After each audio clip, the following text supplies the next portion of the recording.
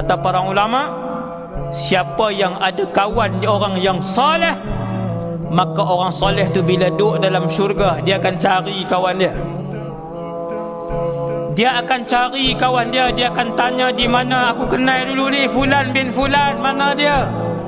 Tak pernah selisih dalam syurga, tak pernah nampak rumah dia dalam syurga. Dulu dia main ceramah agama sekali dengan kita, dulu dia semayang sekali dengan kita, dulu dia berjuang sekali dengan kita, dia buka puasa sunat sekali dengan kita, dia main tarawih tadarus dengan Quran sekali dengan kita. Kenapa dia tak masuk syurga? Lalu kawan-kawan yang ahli syurga ni tuan-tuan, pakat berpakat, ya Allah,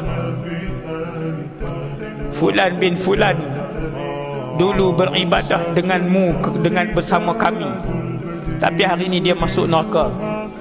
Wahai Allah, izinkan kami memberi syafaat kepada Fulan bin Fulan.